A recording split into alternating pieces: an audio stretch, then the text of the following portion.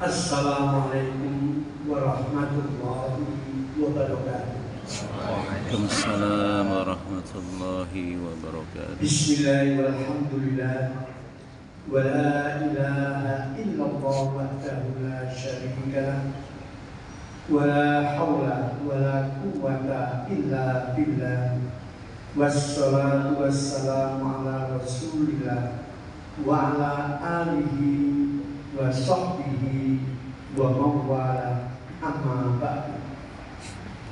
Bapak-bapak, ibu-ibu, jamaah subuh yang insya Allah dimuliakan Allah Subhanahu wa Ta'ala, gembira sekali pagi ini dapat bersama-sama melaksanakan ibadah sholat subuh di masjid kita, Masjid Agung Al-Azhar ini. Dan juga saya gembira sekali dapat bermuajahah dengan para pimpinan GPI Al-Azhar, baik dari para DKN, para akademisi, juga direktur, rektor maupun kepala-kepala unit yang ada di sini dalam rangka bertukar pikiran, berdiskusi tentang tema yang telah ditetapkan, yaitu peran sedikit dibalik, peran kecerdasan spiritual dan kecerdasan emosional dalam aktivitas kerja. Sehingga dari sini kita akan mengelaborasi tentang sesuatu yang merupakan anugerah Allah Subhanahu wa Ta'ala kepada makhluk yang diunggulkan. Baik, dan selanjutnya dalam jati diri manusia. Manusia ini merupakan makhluk unggulan dari Allah Subhanahu wa Ta'ala. Allah telah menciptakan segala macam hal. Seringkali diungkapkan penciptaan ini dilakukan dalam waktu fisik tadi aja, atau dalam 6 masa. Tapi kemudian ada rincian, ternyata ada rincian disebutkan dalam surat Fussilat, itu ayat ke-9. Qul a'innakum latakfuruna billadzi khalaqal arda fi yaumain. Jadi kalau langit, bumi dan isinya dalam 6 masa, tapi kalau hanya bumi itu ternyata hanya 2 masa. Ternyata minimal Allah Subhanahu wa Ta'ala menciptakan segala sesuatu itu dalam 2 masa. Tidak pernah yang ada 1 masa. Minimal 2 masa. Kenapa demikian? Ini diungkapkan dalam surat Al-A'la. Sabbihisma rabbikal a'la. Nah, kemudian ayat keduanya inilah yang mengungkapkan alladzi khalaqa fasawwa. Allah lah yang menciptakan segala sesuatu. Setelah diciptakan, kemudian ciptaan ini disempurnakan. Di tahap pertama penciptaan awal, tahap kedua penyempurnaan. Minimal kita lihat manusia ketika diciptakan sebagai manusia hidup di alam dunia ini, maka pertama kali terlahir, adakah yang tidak sempurna? Tidak ada. Bangun saja tidak bisa, makan, menyuapi sendiri tidak bisa. Bagaimana ini sempurna? Tapi kemudian tahap demi tahap fasawwa mulai disempurnakan, sehingga jadi seperti sekarang. Maka sekarang ini menjadi pertanyaan, apakah kita ini sudah sempurna? Belum. Buktinya apa? Masih banyak hal yang tidak diketahui. Dan tahap demi tahap belajar, melihat sesuatu, membaca, mendengar, maka pengetahuan kita disempurnakan setahap demi tahap. Sehingga kita sekarang ini pun sedang berjalan menuju ke arah kesempurnaan. Nah, kemudian Allah menciptakan manusia sebagai makhluk unggulan, makhluk yang paling dimuliakan, sebagaimana diungkapkan dalam surat Al-Isra ayat 70, walaqad karramna bani Adam wa hamalnahum fil barri wal bahri wa razaqnahum minat thayyibati wa faddalnahum ala katsirin mimman khalaqna tafdila. Nah, ini ungkapan yang menyatakan manusia itu makhluk utama, makhluk unggulan, dilebihkan dari makhluk-makhluk yang lain, sehingga memiliki sesuatu yang tidak ada pada makhluk lain. Dan mungkin karena itu pula kemudian manusia makhluk Allah yang diserahi sebagai pengemban amanah dengan jabatan Khalifatullah fil ardh, seperti yang diungkapkan dalam surat Al-Baqarah ayat 30, wa id qala rabbuka lil malaikati inni ja'ilun fil ardi khalifah qalu ataj'alu fiha may yufsidu fiha wa yasfiku dima wa nahnu nusabbihu bi amrika wa nuqaddisu lak qala inni a'lamu ma la ta'lamun. Nah, ini ayat yang menegaskan betapa Allah memberikan karunia terbesar bagi umat manusia, yaitu sebagai pengemban amanah untuk mengelola, memakmurkan bumi ini dengan jabatan sebagai Khalifatullah fil ardh. Karena itu, sebagai makhluk unggulan, manusia pun kemudian dicipta dalam bentuk yang terbaik dibanding makhluk-makhluk lain. Jadi sebagaimana diungkapkan dalam surat At-Tin, laqad khalaqnal insana fi ahsani taqwim.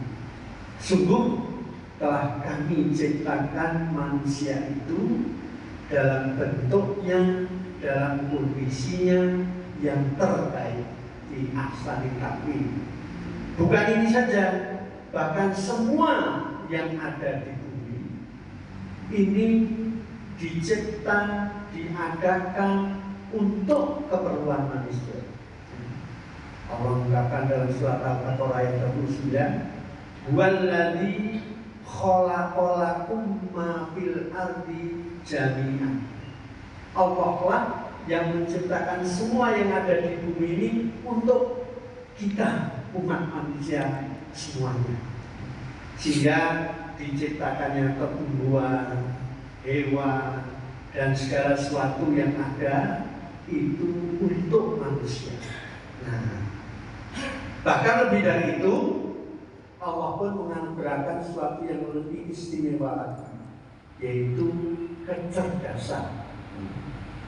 Seringkali kita juga mendengar, membaca ada hewan-hewan yang memiliki kecerdasan.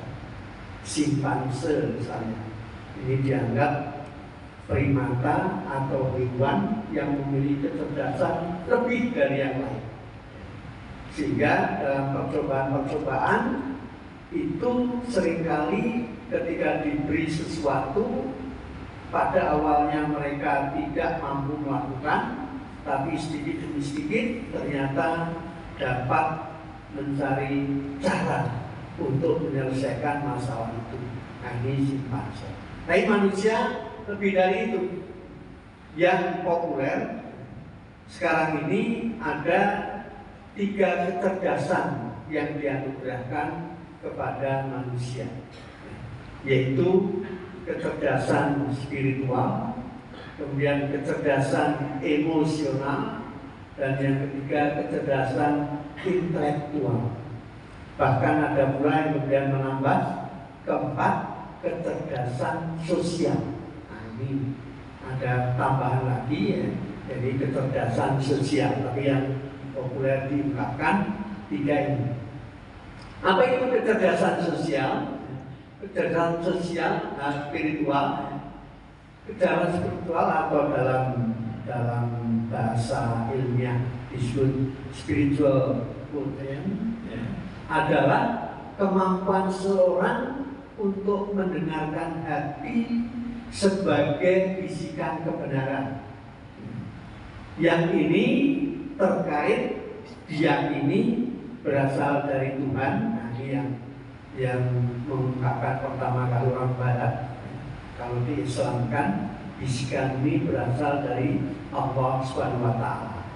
Sehingga dalam kaitan ini, setiap manusia pasti ada unsur rohani yang akan menghubungkan dia dengan sesuatu yang dianggap memiliki kelebihan. Bahkan ini juga terjadi pada orang ateis sekalipun, orang yang ingkar pada Tuhan.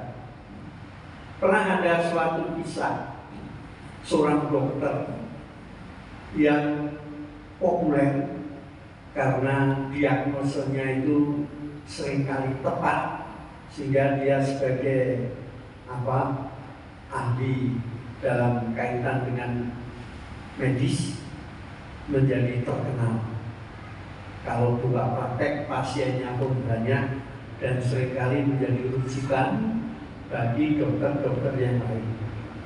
Suatu saat anak satu-satunya sakit, maka dia tenang mendiagnosa, kemudian memberikan obat sesuai dengan perkiraannya. Diagnosa itu artinya perkiraannya.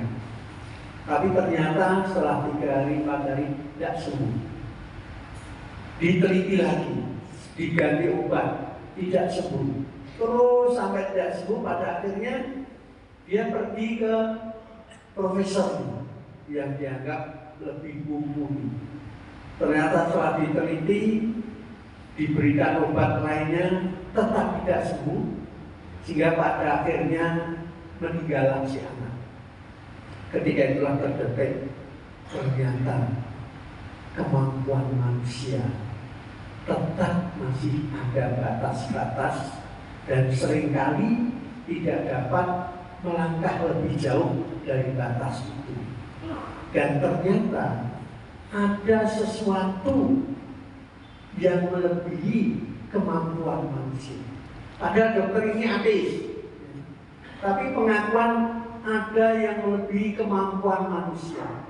Ini sebetulnya kalau dalam unsur agamis, inilah yang sering disebut Tuhan, atau mungkin dalam bahasa lain dewa, sang hyang, dan lain sebagainya. Nah, ini sehingga unsur ini diakui atau tidak, itulah sesuatu yang bernuansa spiritual. Seorang pakar dari Barat menyatakan setelah meneliti di di belakang kening kita, saya lihat di YouTube itu ada gambarnya, ya. Ada suatu titik. Kalau dalam bahasa disebut an-nuqtatul ilahiyah. Kalau dalam bahasa Inggris disebut God spot, titik ketuhanan.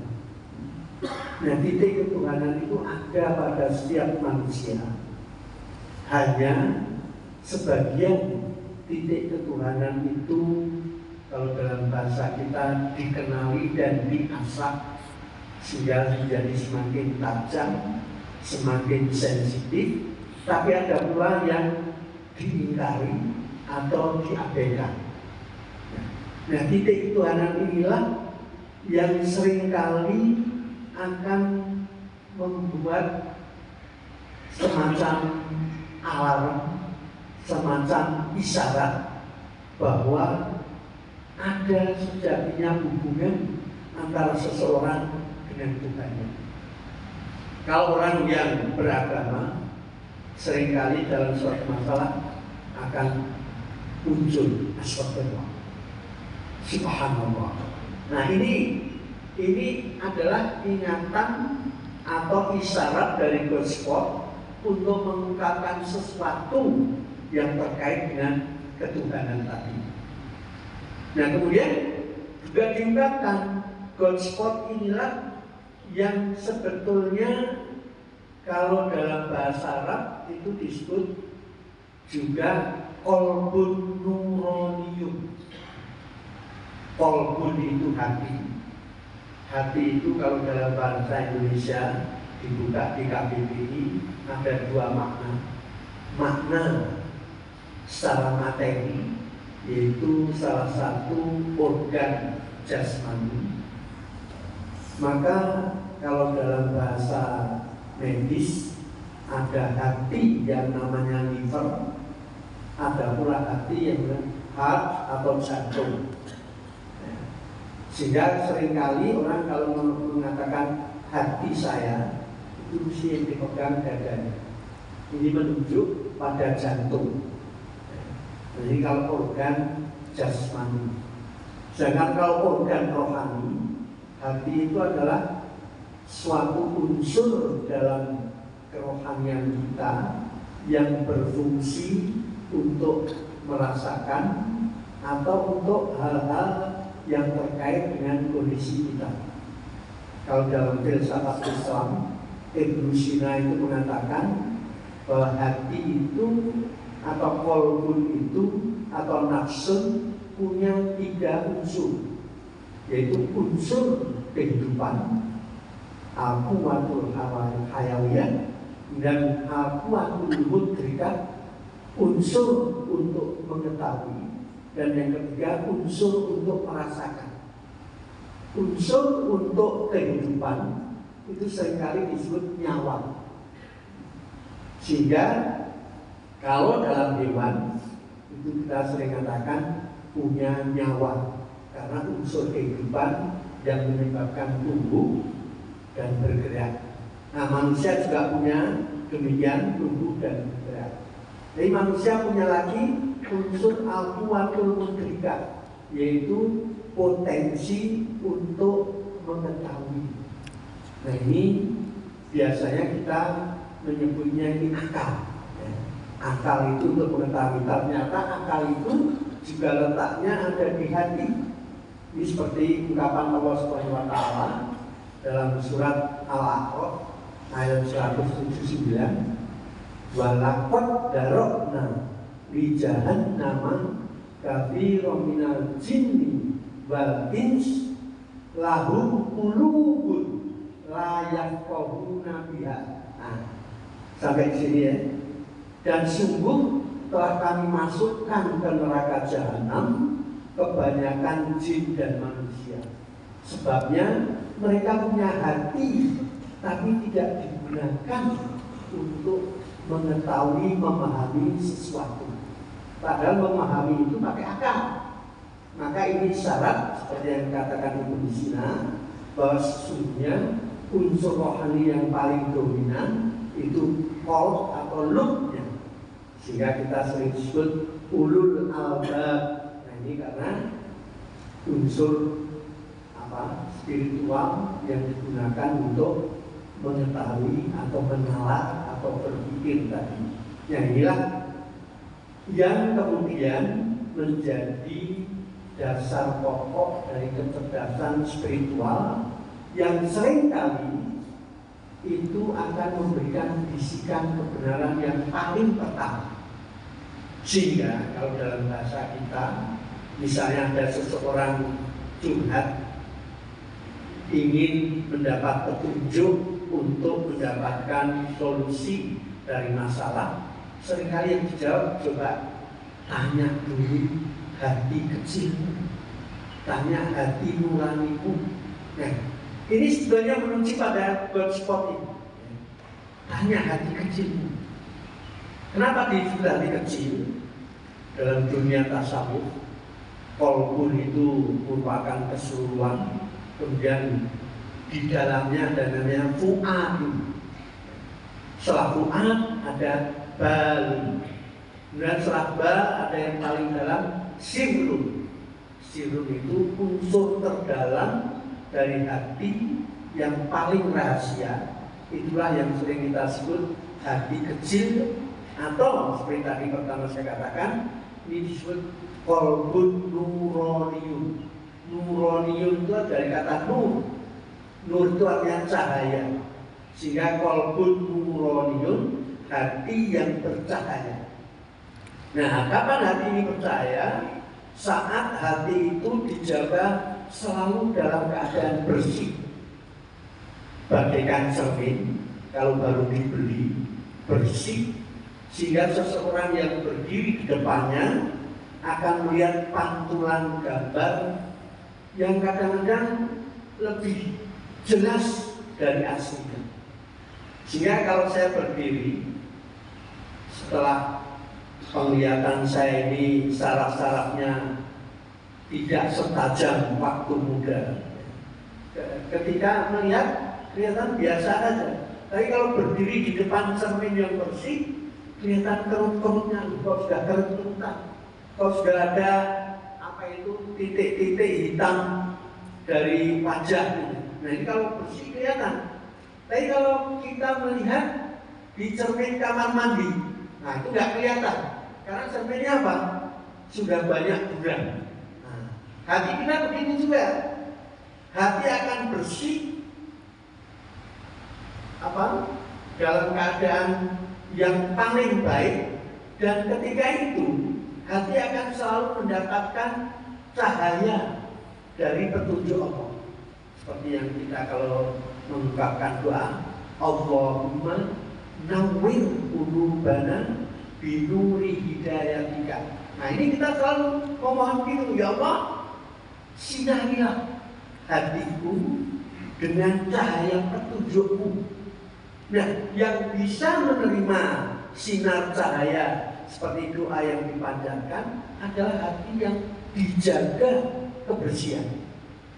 Sehingga kalau bisa dijaga kebersihannya, sinar cahaya masuk akan dipantulkan sesuai dengan keindahan, kebaikan, kesucian cahaya. Cahaya itu berasal dari Allah yang maha baik. Maka hati yang bersih akan memantulkannya dengan ucapan yang baik, dengan niat yang baik, dengan perbuatan yang baik, dengan keinginan yang baik. Nah, ini. Tapi kalau hati yang kotor, kapan kotornya? Dalam ilmu tasawuf dikatakan, begitu muncul keinginan untuk melakukan keburukan, setitik noda mengotori hati kita. Apa sering kita katakan, manusia itu dianugerahi dua potensi, yaitu potensi baik dan potensi buruk. Ini Allah mengingatkan dalam surat Asy-Syams, wa nafsin wa ma sawwa, demi jiwa manusia setelah disempurnakan. Ya, jiwa pun dua tahap ya, diciptakan, dianugerahkan, kemudian disempurnakan. Setelah disempurnakan, fa'alhamaha fujuraha wa taqwa, maka ke dalam jiwa tadi dianugerahkan potensi fujur dan potensi takwa. Untuk siapa ini? Semua manusia tanpa terkecuali. Sehingga pada dasarnya semua manusia punya potensi buruk dan punya potensi baik. Sehingga dari sini tidak ada satu manusia pun yang 100% baik, tidak ada. Sebagaimana tidak ada satu manusia pun yang 100% buruk, tidak. Sehingga Allah mengingatkan yang akan masuk surga itu bukan manusia yang 100% baik, karena nggak ada itu. Nah, ini diungkapkan, fa'amma man sakulat mawazinuhu bahwa siapapun yang timbangan kebaikannya berat karena banyak, tidak dikatakan semuanya, tapi berat karena banyak, maka dia akan mendapat balasan kehidupan yang menyenangkan. Sebaliknya, wa amma man khaffat, siapapun yang timbangan kebaiknya ringan karena sedikit, masih ada kebaikannya, maka dia akan mendapatkan balasan sesuai dengan perbuatannya.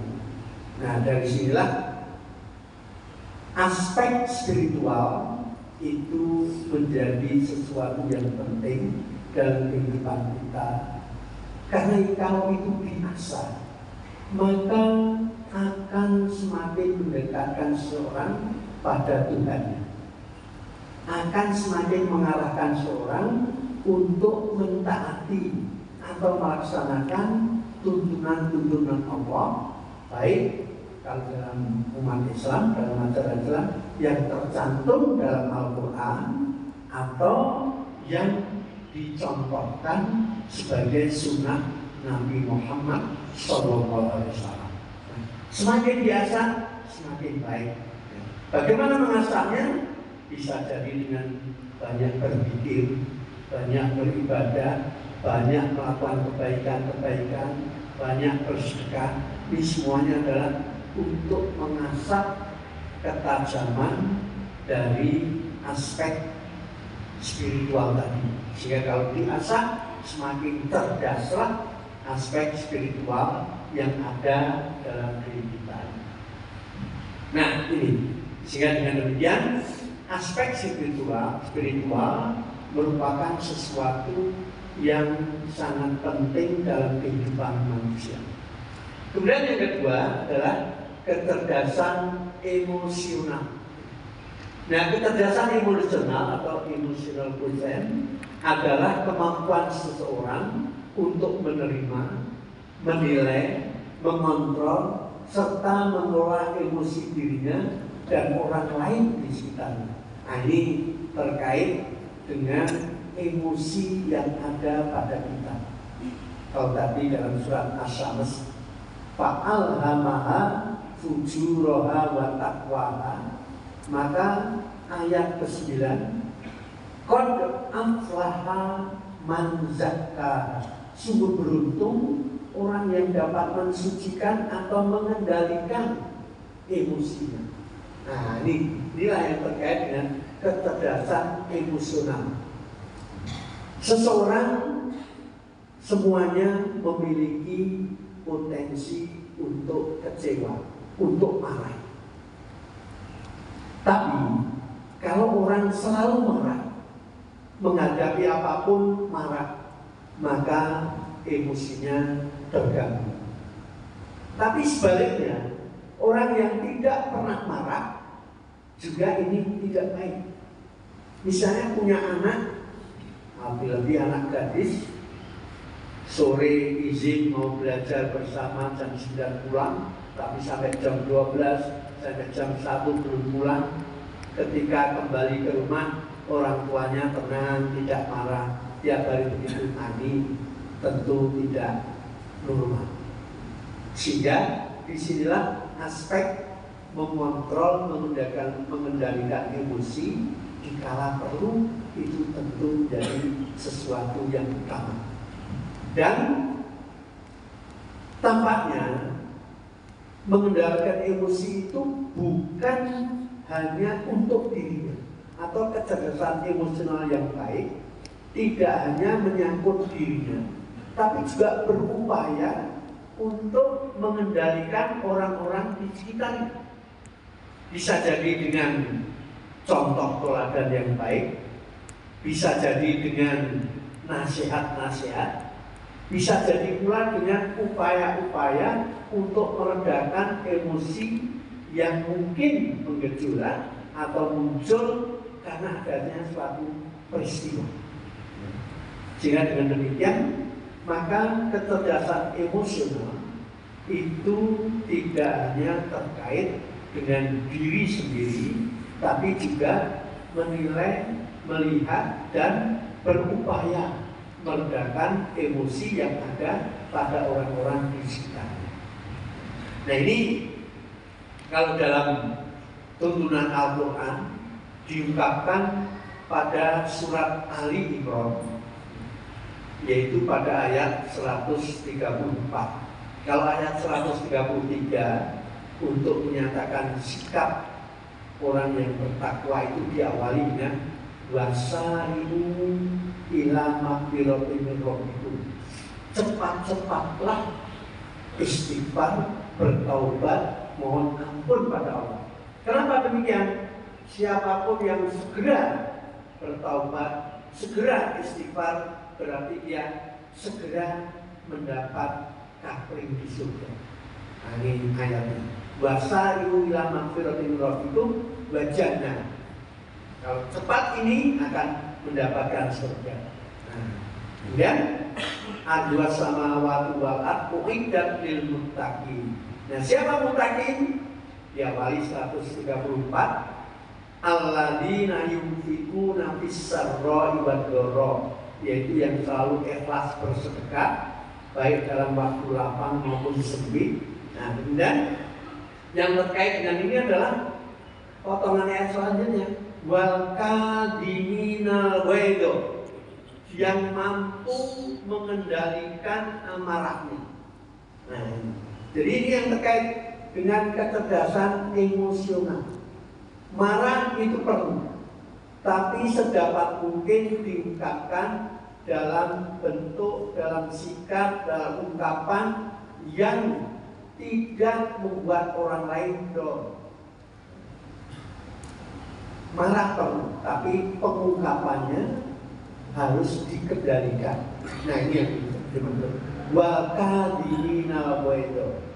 Kemudian aspek selanjutnya adalah ketika dapat mengendalikan amarah dan hatinya selalu terbuka untuk wa'afina aninnas. Wa'afina aninnas, selalu siap untuk memaafkan kesalahan orang lain. Sehingga ungkapan sehari-hari, saya tidak akan maafkan kamu sampai mati. Nah ini tentu berlawanan dengan tuntunan dari Al-Quran.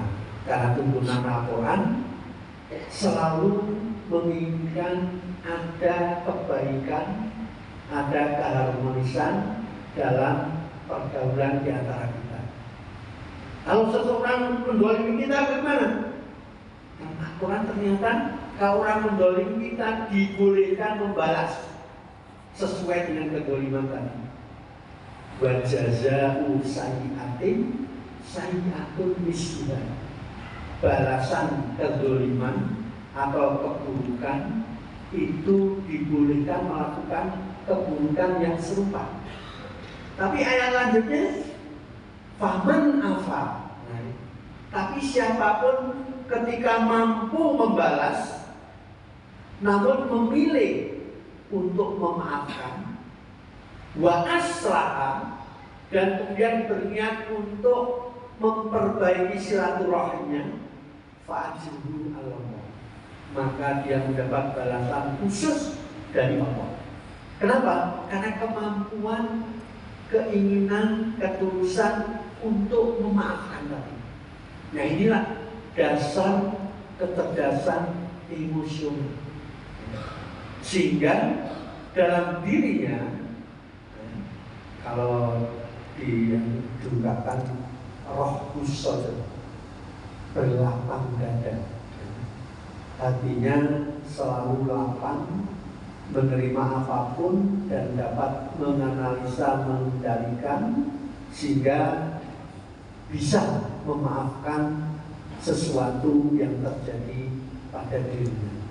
Bisa jadi pada awalnya marah, dan ini perlu kadang-kadang untuk menyadarkan teman atau mitranya atau bawahannya. Tapi setelah hal itu disadari, maka wal afina aninnas tampaknya juga diperlukan. Nah inilah hal yang terkait dengan kecerdasan emosional. Kemudian yang ketiga adalah kecerdasan spiritual. kecerdasan spiritual, intelektual ya. Kecerdasan intelektual adalah sifat pikiran yang mencakup segala kemampuan, seperti kemampuan menalar, kemampuan merencanakan, kemampuan memecahkan masalah, berpikiran abstrak, memahami gagasan, dan menggunakan bahasa dan belajar. Nah, ini yang seringkali menjadi sesuatu yang diutamakan oleh masyarakat. Dari kecil, orang tua berupaya memberikan pendidikan, terutama yang terkait dengan intelektual. Sejak TK disekolahkan, SD, SMP, SMA, perguruan tinggi. Ini semuanya adalah dalam rangka mengasah intelektual kita. Nah, ini sayangnya, kesadaran untuk meningkatkan kecerdasan spiritual dan emosional seringkali kurang diperhatikan. Sehingga ketika terjadi kenakalan remaja, tawuran, penyimpangan, maka banyak orang kemudian mengingatkan pendidikan budi pekerti. Nah, sebenarnya ini adalah upaya mengasah kecerdasan emosional yang terabaikan itu. Yang diajarkan matematik, IPA, kimia, dan sebagainya, itu mengasah kecerdasan intelektual. Sehingga seringkali terjadi kalau memanggil guru les matematik, honornya besar. Tapi memanggil guru ngaji kecil. Nah, ini sesuatu yang menunjukkan anggapan bahwa dalam kehidupan ini yang penting adalah kecerdasan intelektual yang terjadi. Dan ini banyak dilakukan justru juga di antara kita sendiri yang kurang menghargai guru ngaji misalnya. Biarnya guru ngaji ini ya, lain dengan sarjana matematika. Padahal belajar ngaji ini ternyata lebih lama itu. Alif, ba, ta, sa, ngapalkannya itu ya, waktu kecil. Kalau sudah tua ini malah lebih sulit ngapalkan alif, ba, ta, sa itu. Ya. Saya masih ingat habis maghrib mesti ke Langgar ya, tempat saya namanya Langgar Suro, ngaji pada Ustaz, dia alif, ba, ta, itu harus hafal. Kalau anak-anak itu mungkin 3 kali, 4 kali hafal. Kemudian naik, istilah naik, alif fathah A, alif kasroh I, A, I, U, ya. Itu dulu. Itu sampai lancar membaca itu perlu waktu yang lama. Kalau sekarang metodenya sudah diubah, ada metode ikro, ada kiroati, ada macam-macam itu ya, yang digagas para cendekiawan yang ingin mengajarkan Al-Quran karena mereka berpendapat khairukum man ta'allamal Quran wa 'allamahu. Nah, ini suatu nilai yang diangkat oleh Rasulullah SAW, tapi kita sendiri kurang memahaminya. Wa ta'allamal Quran wa 'allamahu. Sehingga di antara kita baca Quran aja maaf nggak lancar, apalagi mengajarkannya. Nah, padahal ini suatu penting. Tapi setelah mereka belajar tafsir dan sebagainya, ketika ngajar, teman-teman menghargainya kecil kalah dengan guru piano, guru matematik. Nah, ini yang agak kurang sepadan ya. Nah, kecerdasan intelektual ini, kemampuan menjawab pertanyaan secara logika, mampu mengidentifikasi pola. Maka di antara kecerdasan itu ya, digambar awat-awat ya, coba temukan seekor binatang dalam gambar ini. Nah, kadang-kadang gitu ya, itu kan saya sering dapat WA itu, coba mana yang aneh, ada binatangnya nggak, hewannya nggak, satu. Nah, ini termasuk kecerdasan intelektual tadi. Nah, ini. Nah, kemudian dalam kehidupan kecerdasan intelektual tampaknya lebih menonjol, sehingga sains dianggap memiliki nilai lebih tinggi ketimbang hal-hal yang berbau agama. Dulu dalam masa Yunani, ilmu itu terbagi dua, yaitu ilmu terkait dengan spiritual dan ilmu yang terkait dengan sosial dan eksakta, ilmu umum dan ilmu agama. Nah, ini pembagian ini sampai sekarang pun masih banyak yang menganggap sekolah agama atau sekolah umum. Nah, gitu ya. Dan kebanyakan orang lebih menyukai untuk mengasah intelektualnya ini di sekolah umum tadi, sehingga pelajaran agama seminggu sepekan hanya 2 kali. Bahkan ada berita dihapus sekarang, nggak tahu jadi dihapus apa enggak itu ya. Padahal ini adalah salah satu unsur yang penting dalam kehidupan dan juga dalam aktivitas kerja. Kenapa demikian? Bisa dilanjutkan.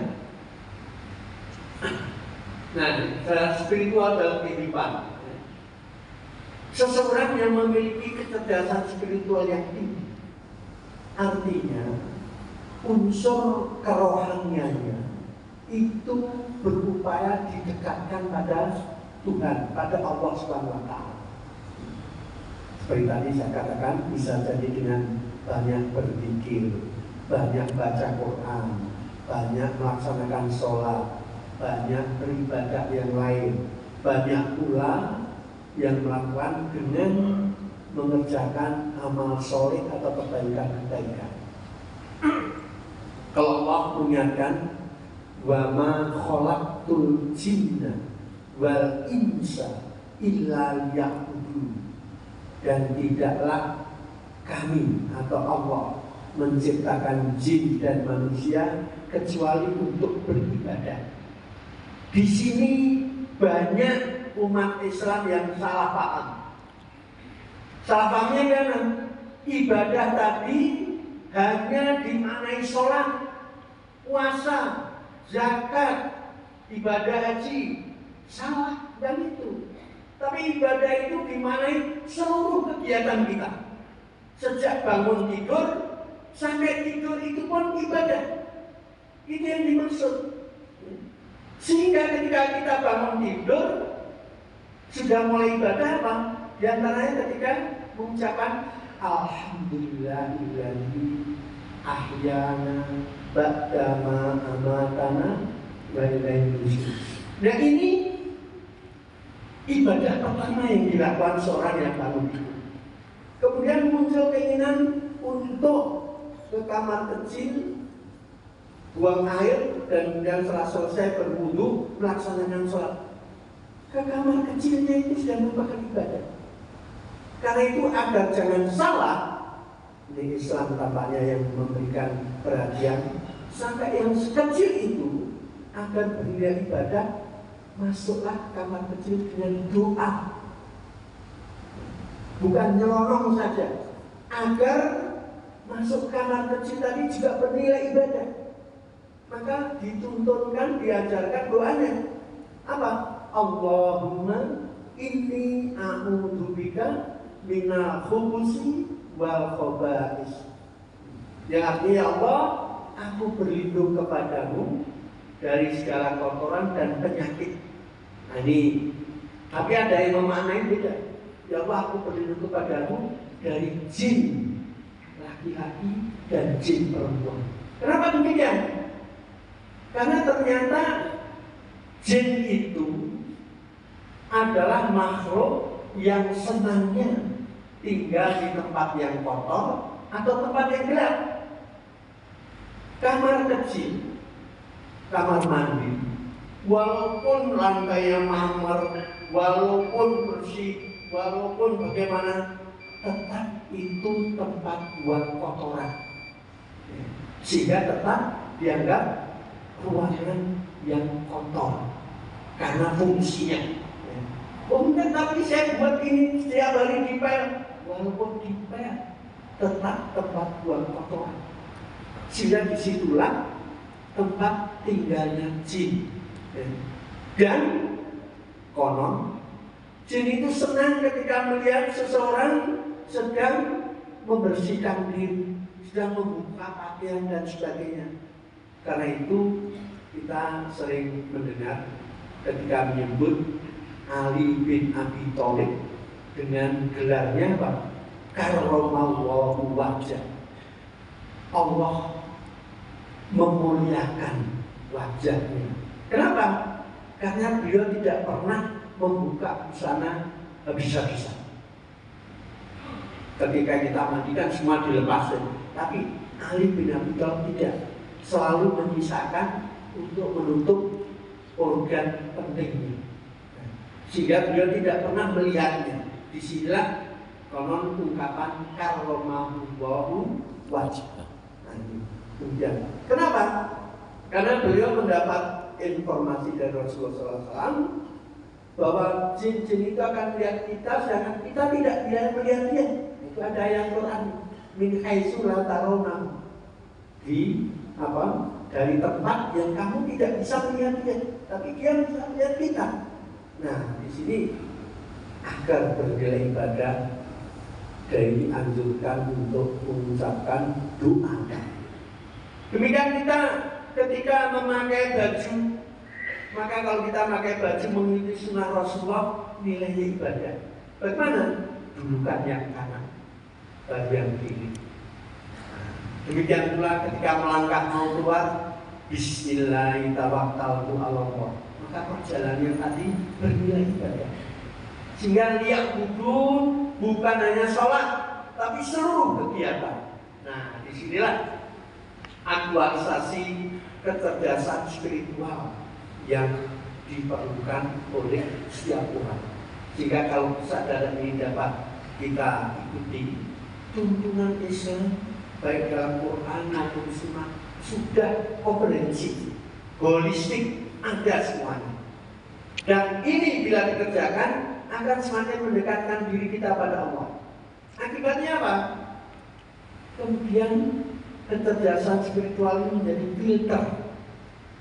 Ketika seseorang bekerja keluar dari rumah, Bismillahirrahmanirrahim, maka dari situ Allah selalu mengikutinya. Allah selalu menyertai dan menjaganya. Sebagaimana diungkapkan Allah dalam surat Fussilat ayat 30, Innal ladzina qalu rabbunallahu tsumastaqamu tatanazzalu alaihimul malaikah. Orang yang berikrar, yang mengungkapkan Tuhan kami adalah Allah dengan berbagai versinya. Salah satunya dengan Bismillah, istiqomah dengan keyakinan ini, maka balasan pertama Allah akan mengirimkan malaikat untuk menjaganya. Tatanazzalu alaihimul malaikah, akan menjaganya. Nah, kedekatan kita dengan Allah juga akan menjadi filter yang selalu melindungi kita dari hal-hal yang tidak baik. Nah, ini filter, sehingga kalau muncul keinginan tidak baik, ini wajar karena dalam diri kita ada fujur, fa'al hamaha fujurah, ada fujur. Begitu melihat jalan ada pohon mangga, rantainya melewati pagar, di ranting itu ada mangga, terdetik ada orang mangganya mau matang, nengok. Ketika tangan terlurus tiba-tiba ingat, kamu selalu menyebut nama Allah, kamu selalu mengisyaratkan ketulusan keyakinan, jangan nodai ketulusan tadi dengan perbuatan tidak baik.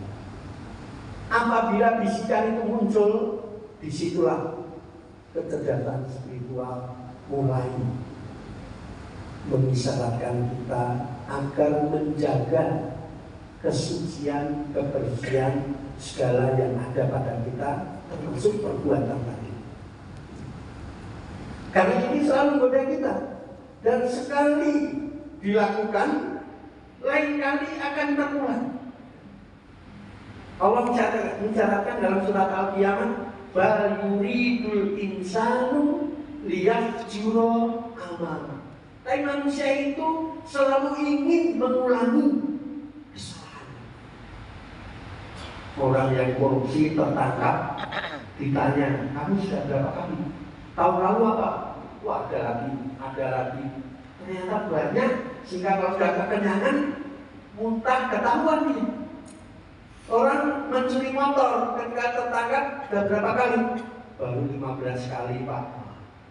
Jadi kalau perempuan yang diingat mencuri motor lagi, mencuri lagi. Bal yuridul insanu liyafjura amama. Nah ini artinya apa? Kecerdasan spiritualnya sudah menipis. Tapi yang tebal, baru ada niat, itu sudah diingatkan. Awas, kamu sudah selalu begini. Jangan nodai dengan perbuatan yang tidak baik. Nah, kecerdasan spiritual.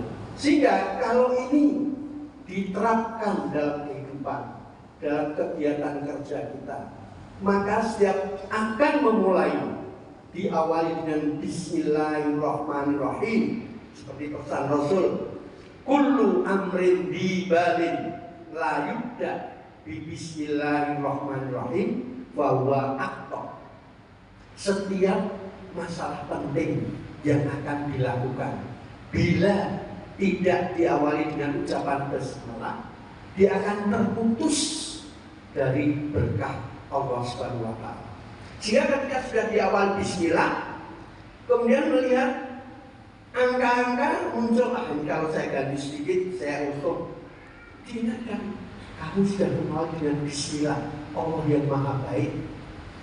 Jangan kebaikan itu kamu nodai dengan perbuatan menyimpang.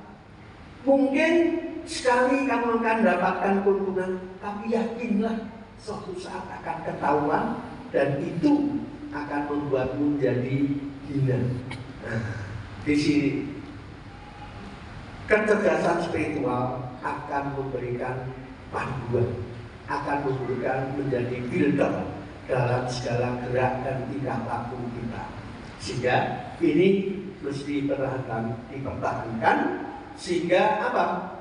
Kegiatan aktivitas kerja selalu akan terpandu sesuai dengan norma-norma Quran atau norma-norma kemasyarakatan yang sudah digariskan. Dengan demikian, ini faktor kecerdasan spiritual dalam kehidupan kita. Lanjutnya, kemudian kenapa demikian? Ini tadi diungkapkan faktor spiritual itu karena manusia terdiri dari dua dimensi, rohani, jasmani, jiwa dan raga. Keduanya mesti memperoleh pembinaan sesuai dengan kondisinya. Nah, rohani maka hanya dapat dibina dengan aspek-aspek yang bersifat spiritual tadi.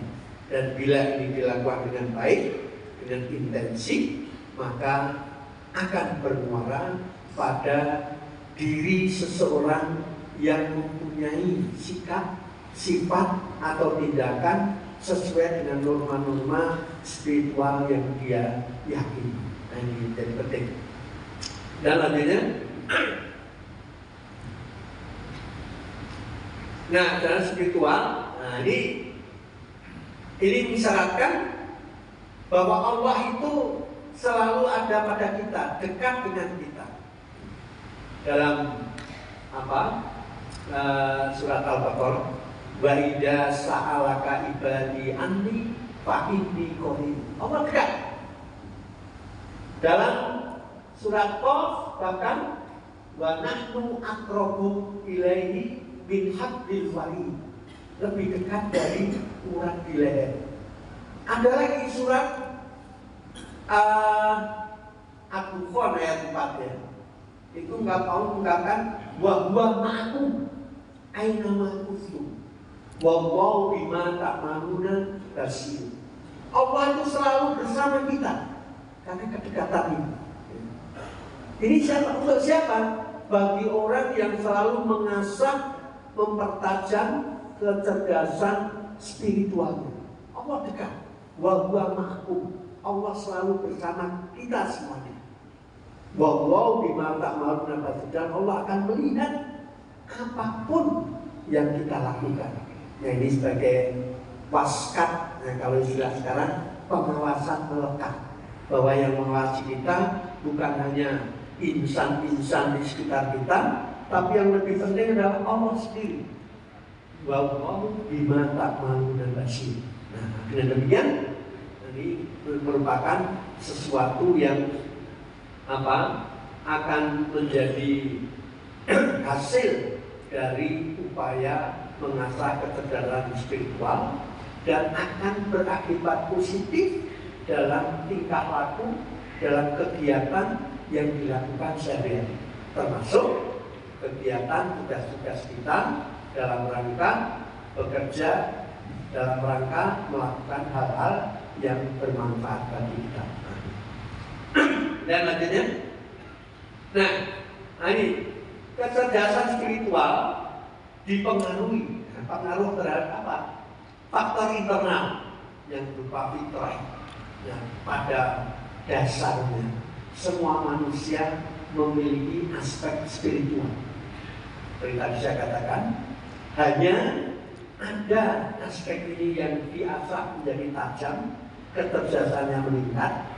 Ada pula yang terabaikan, yang menganggap masalah spiritual itu tidak bermanfaat. Nah, ini seringkali orang-orang yang lebih mengutamakan hal-hal yang terkait dengan intelektual.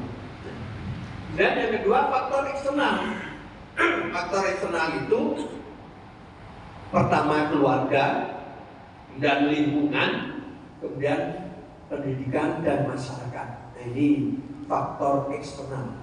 Dari keluarga, bagaimana keluarga terutama bapak ibu memberikan pendidikan spiritual pada putra putrinya. Minimal ketika kecil, ayo kalau minta dengan tangan yang manis, tangan kanan. Ketika minta dengan tangan kiri, nggak boleh itu. Nah, ini sudah pendidikan yang terkait dengan spiritual, mengasah sesuatu yang bernilai positif pada diri anak tadi. Kemudian kalau dalam lingkungan kita, ayo kalau mau makan awali dengan Bismillahirrahmanirrahim. Kalau selesai ucapkan Alhamdulillah. Nah, ini pendidikan spiritual. Walaupun ketika itu anak belum paham mengapa harus mengawali Bismillahirrahmanirrahim, belum paham. Karena kalau setelah paham, karena makan itu mempunyai nilai ibadah. Sehingga ketika kita bismillah, ketika mengkonsumsi, menuangkan makanan, tujuannya sebagaimana ungkapan yang sering kita terima, makan untuk memberikan asupan pada jasmani sesuai haknya, sehingga jasmani itu dapat memiliki energi untuk melakukan segala sesuatu yang bermanfaat. Jadi bukan makan karena nafsu ya, melihat wah saya nggak pernah makan ini terus, nah ini beda. Makannya sudah bukan bernilai ibadah, tapi memenuhi nafsu ingin mengkonsumsi yang banyak. Oh, habis ya. Nah, baik, lanjutnya. Nah, emosional, dasar emosional ini tinggal bentar lagi. Adalah kemampuan seorang untuk menerima, menilai, mengontrol dan sebagainya. Dan ini mempunyai peran penting dalam kehidupan karena mengelola emosi. Ini menjadi salah satu unsur pokok dalam bergaul.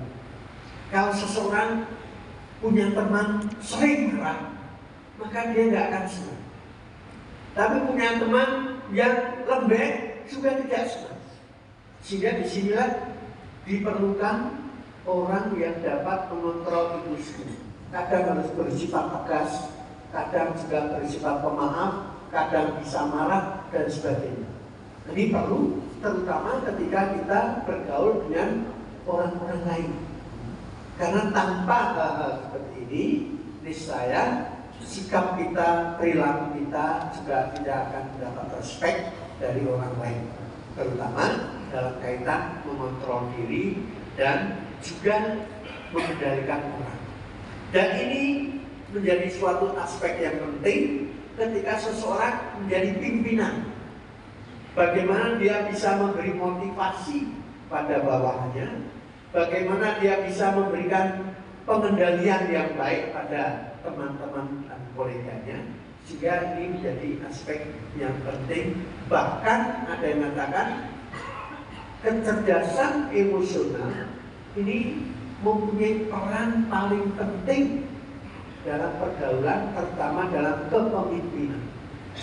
Sehingga dengan demikian dia akan bisa bertindak, bersikap bijaksana dan tidak menakut-nakuti bawahan, tapi tidak membiarkan mereka. Jadi ada aspek-aspek yang bernilai positif dalam kepemimpinan dengan kecerdasan emosional ini. Lanjutnya, nah ini tadi sudah diungkapkan ya, bahwa salah satunya itu wal kadhiminal ghaidha wal afina 'anil nas. Nah, ini termasuk aspek penting dalam diri seseorang yang memiliki kecerdasan emosional yang mantap, sehingga dia bisa mengendalikan dirinya. Ketika dia menghadapi suatu masalah, tidak terkesan bahwa dia khawatir, tidak terkesan dia mungkin saking gembiranya, tapi selalu terlihat tenang. Menghadapi sesuatu yang menyenangkan tetap tenang, menghadapi sesuatu yang menakutkan tetap dalam keadaan tenang. Sehingga anak buah yang melihat, wah, kita nggak perlu takut karena pimpinan tenang dan dapat memberikan solusi yang baik. Nah, ini aspek penting, sehingga menunjukkan ketenangan sikap itu akan memberikan rasa nyaman, rasa tenang pada orang-orang lain. Sehingga ketika mereka tadinya khawatir dan sebagainya, wah, dari pimpinan saya tenang saja, tidak khawatir, mungkin bisa mendapatkan solusi terbaik, makanya akan menular ketenangan itu. Dan dalam menghadapi masalah, ketenangan hati, ketenangan sikap merupakan sesuatu yang penting, dan ini akan berimbas tidak melangkah dengan tergesa-gesa, gusah-gusu, tidak kehilangan kewaspadaan. Nah, di sini yang penting, dia akan teliti dalam menelaah, dalam menalar apapun yang ada, dan ini akan memberikan dia kesempatan untuk mencari solusi yang lebih baik. Lanjutnya, nah ini ciri-ciri yang memiliki kecerdasan emosional yang baik. Satu, ekspresif, mampu mengungkapkannya, tapi menunjukkan bagaimana dia dapat mengendalikan emosinya. Dan dua, mampu mengontrol emosi, mudah beradaptasi. Nah, ini penting. Setiap orang seringkali bertugas, dan suatu saat ada tour of duty, berpindah dari satu posisi ke posisi lain. Nah, kalau orang yang kurang mampu beradaptasi, tentu akan kesulitan dalam melakukan tugas-tugasnya.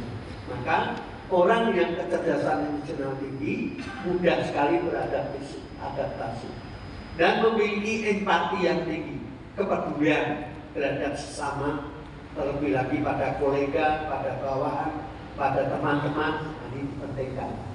Memiliki pemikiran yang terbuka, artinya terbuka untuk dikritik, karena banyak yang tertutup, sehingga Allah mengingatkan fabima rahmatin minallahi lintalahu walau kunta fadhon ghalidul qalbi lam fadhu min hawlik. Nah, ini yang diingatkan.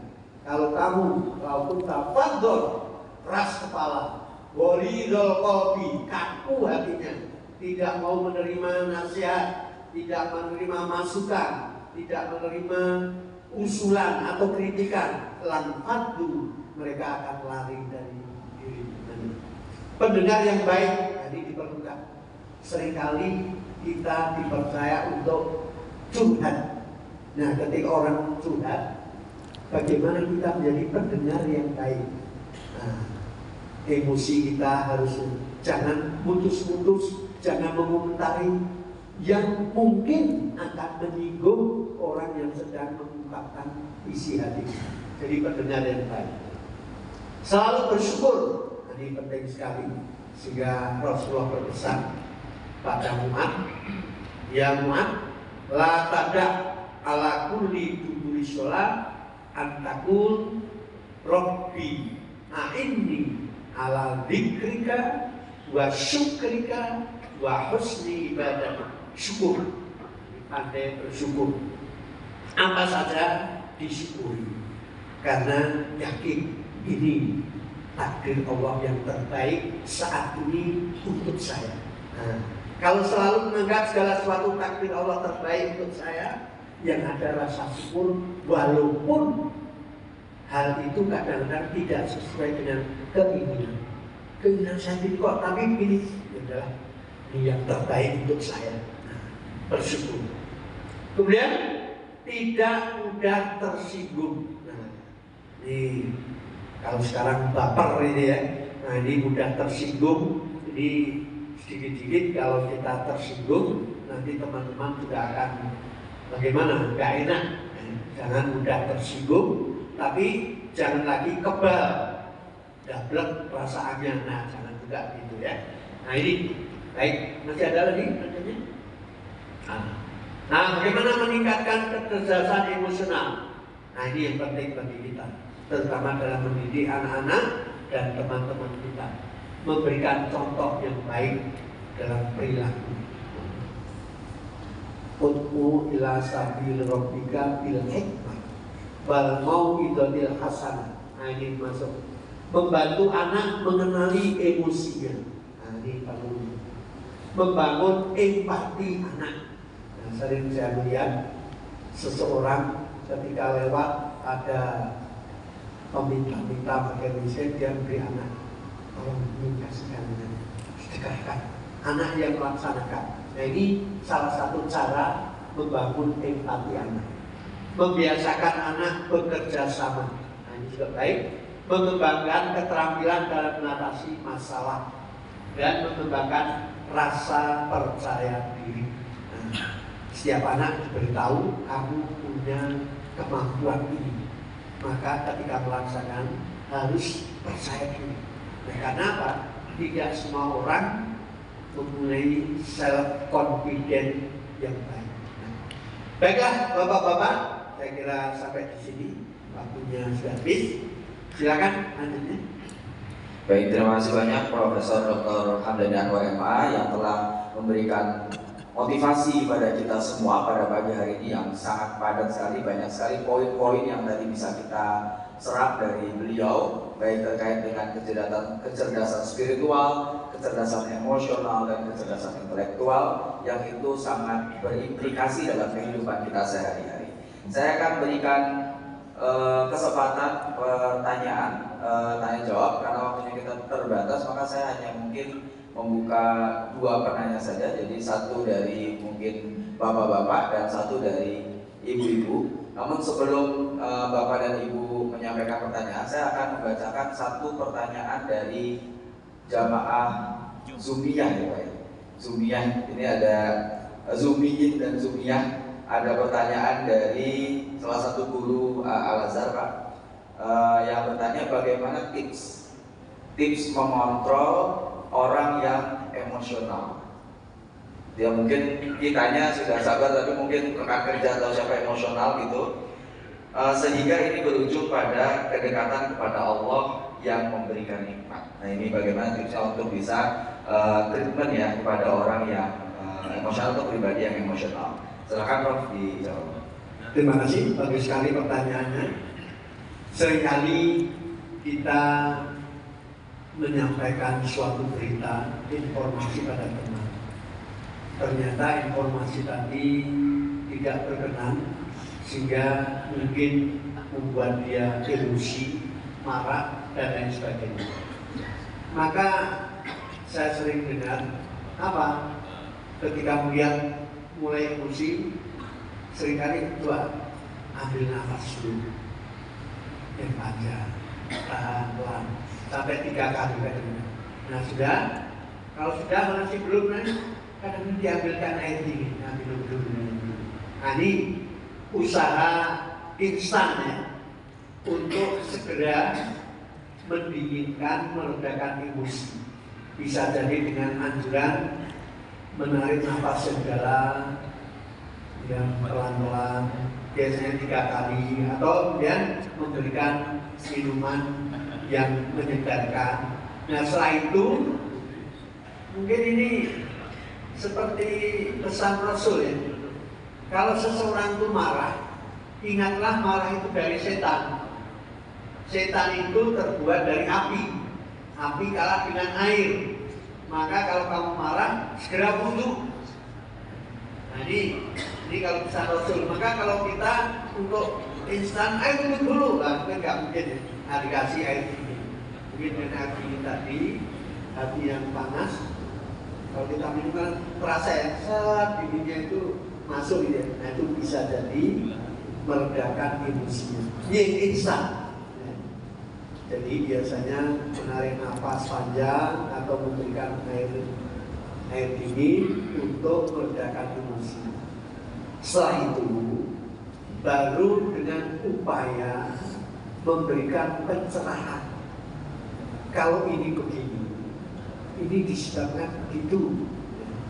Karena itu sebelum marah, mari diteliti dulu apa sebab dan akibatnya. Nah dengan cara, kalau dalam Quran itu qaulan layyina, kata-kata yang lembut, ditambah qaulan ma'rufa, ungkapan-ungkapan yang dia pahami dengan baik. Sehingga ini ketika diungkapkan dengan lembut, kalimatnya dapat dipahami dengan mudah. Jangan diberi istilah-istilah yang sulit nggak dimengerti. Kalau orang sekarang biar kelihatan intelek gitu ya, maka istilah barat ya, wah apa ini? Ada nggak ngerti? Nah itu kalau Quran nggak baik itu. Yang baik apa? Qaulan ma'rufah, yang dikenal, yang mudah dipahami, disampaikan dengan lembut. Qaulan karimah, dipilih kata-kata yang santun. Nah ini akan jadi baik. Sehingga dengan cara itu memberikan pencerahan tadi, ini tindakan segera yang diharapkan dapat meredakan emosi dari mitra bicara kita. Tapi kalau mitra bicara emosi kita nggak terima, dihadapi pula dengan emosi, maka yang terjadi ledakan. Biar akan terjadi pertentangan atau konflik. Baik, terima kasih Prof. Saya membuka pertanyaan bagi Bapak Ibu yang hadir langsung di ruang utama Masjid Agung Al-Azhar. Ada yang baik, Bapak, silakan Pak. Mungkin agak maju.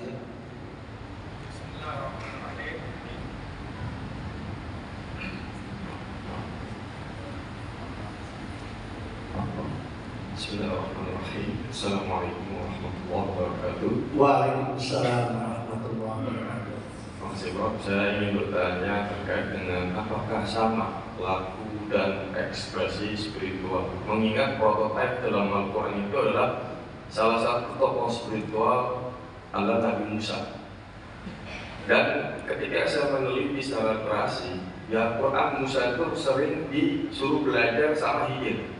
Bahkan di kitab Usmuriyah dia belajar sama Barah. Di kitab Ad-Diwannya Jalaluddin Rumi, dia memang ada satu umatnya dia yang mengekspresikan cintanya sama Allah nggak sesuai dengan alam dia. Pada saat mau dipukul kata Allah jangan Musa, gitu kan? Itu dia cinta sama aku. Artinya Musa ini seorang pemimpin yang emosional, yang main gebuk juga. Terbukti dia pernah mukul orang sampai mati. Bahkan ketika Musa itu menerima Ten Commandments atau perintah 10 ketentuan, ketika dia turun, wah umatnya menyembah sapi, itu Harun kakaknya ditarik jenggotnya sapi marahnya Musa, gitu kan? Nah ini saya pikir satu pertanyaan saya mendasar tadi, ada pemimpin yang begitu arogan walaupun memiliki kelas super spiritual yang harus belajar dengan Khidir yang bukan siapa-siapanya dia. Bahkan Barah ketika Musa itu mengajak umatnya untuk istighfar, istighfar itu biar turun hujan, kan nggak turun hujan. Kata Allah, coba kau tanyakan Barah. Maka Musa mendatangi Barah. Ketika ditanya, engkau Musa, apa engkau Barah? Engkau Musa. Akhirnya gini, Barah ngomong, ya Allah, Tuhan, hujan itu kan apa bagi engkau? Kau turunin aja. Akhirnya hujan turun dengan permintaan Barah seperti itu. Artinya, di mana Musa seorang pemimpin spiritual yang cukup tinggi, dia harus belajar merasa malu dengan ternyata ada hamba-hamba Allah yang bukan pemimpin, tapi level spiritualnya melebihi kepemimpinannya. Nah, maksud saya, apakah sama? Gitu. Pelaku dan ekspresi spiritual itu sendiri. Terima kasih. Wassalamualaikum warahmatullahi wabarakatuh. Waalaikumsalam. Bagus sekali pertanyaannya. Kita mengenal Nabi Musa adalah seorang utusan Allah yang luar biasa keras. Namun di akhir hidupnya beliau tidak menikmati keberhasilan Bani Israil. Mengapa sikapnya keras? Nah, ini yang sering luput dari perhatian kita. Siapa Musa? Dia adalah seorang anak Bani Israil, tapi dibesarkan di lingkungan istana. Nah, ini yang sering lupa. Ketika di lingkungan istana, dia pangeran, anak raja, walaupun anak angkat. Apa katanya tidak ada yang berani bantah. Semua perbuatannya pasti benar. Ini ketika dia tumbuh. Kebetulan dia punya kemampuan yang hebat, sehingga setelah dewasa menjadi panglima perang yang selalu berhasil, bahkan mengalahkan putra Fir'aun sendiri. Sehingga kalau kita lihat dalam film The Ten Commandments, justru Musa lah yang ditetapkan sebagai putra mahkota karena kehebatannya. Dan ini menjadikan jiwa Musa merasa yang paling hebat. Karena itu tidak mau dia dibantah. Dia akan menganggap tidak ada orang yang lebih dari dia. Nah, ini kejiwaan Musa itu begitu. Karena lingkungan, seperti tadi kalau dikatakan kecerdasan emosi dan spiritualnya dikembangkan dalam situasi aristokrat yang dia tidak pernah ada yang berani membantah. Kebetulan dia selalu berhasil. Nah, sehingga dia merasa saya yang paling hebat. Disitulah ungkapan dalam surat Yusuf, wa fawqa kulli dzi ilmin alim. Dan setiap ada orang yang merasa hebat, katakanlah di atasnya masih ada yang lebih hebat lagi. Nah, ini ayat itu tadi gitu. Sehingga kalau dihitungkan, maka peristiwa dengan Nabi Khidir sebetulnya untuk memberikan pendidikan spiritual pada Musa. Kamu itu bukan yang paling hebat, masih ada yang lebih baik dari kamu, hambaku. Nah, jadi dari hamba yang soleh tadi, seolah Allah yang mengatakan tidak hanya kamu yang hebat, ada orang hambaku yang lebih hebat dari kamu. Sehingga Allah mengatakan beliau ini, Allah mengatakan miladunna ilman, dianugerahi dari atau ilmu khusus miladunna dari kami, dari Allah sendiri. Dan kalau menjadi bahasa kita menjadi ilmu laduni. Nah, kalau ilmu laduni, ini itu berarti dariku dari Allah. Tapi kalau di situ bukan ladunna, itu artinya Allah yang mengungkapkan selain dari Allah ada lainnya lagi yang terlibat sehingga menjadikan Khidir walaupun tidak disebut namanya menjadi seorang manusia yang punya kebijakan melebihi siapapun, mempunyai pengetahuan melebihi siapapun. Sehingga di situ justru hal itu untuk mengungkapkan bagaimana Allah memberikan pendidikan spiritual dan emosional. Musa itu orang yang sangat emosi. Melihat umatnya, dia dengan tangan besi. Harus begini. Tampaknya Bani Israel itu harus dipimpin dengan tangan besi.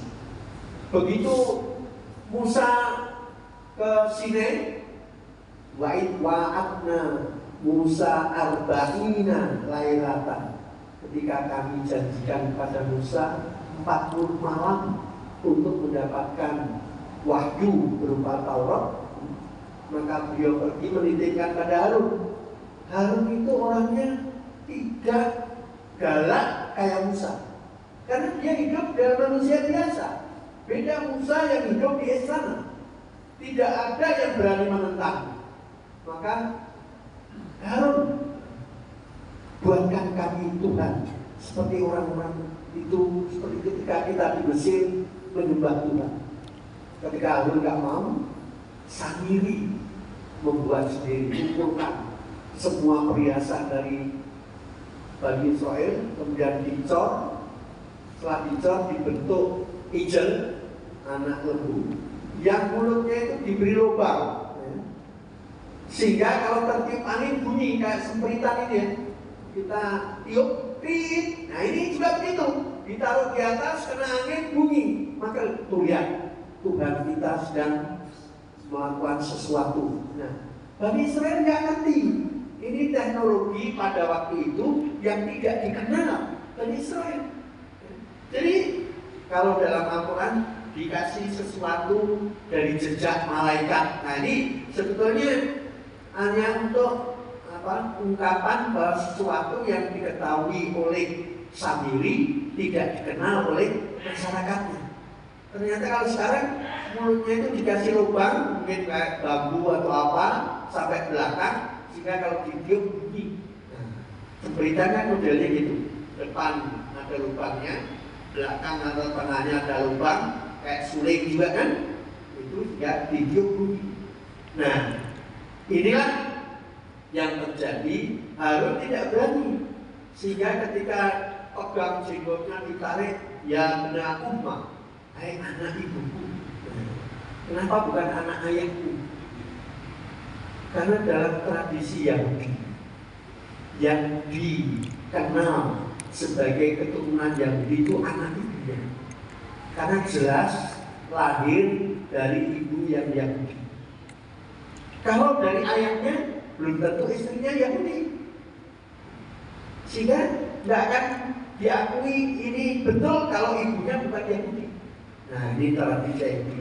Maka ini diungkapkan dalam ayat tadi, bukan yabni abi, tidak, yabna ummah, wahai anak ibuku. Nah artinya sekandung. Nah, tapi ayahnya gimana? Tidak diceritakan. Tapi sekandung tadi karena dari ibu yang sama. Sehingga perilaku yang diungkapkan Jalaluddin Haruni atau yang dipisahkan dalam Suratul Kahfi itu justru pendidikan spiritual dan emosional untuk meredakan sesuatu yang ada pada diri Musa. Sehingga setelah itu diungkapkan oleh sebagian fasir, Musa tidak lagi arogan. Nah, jadi tidak lagi arogan, karena selama itu dia arogan, nggak mau bantah.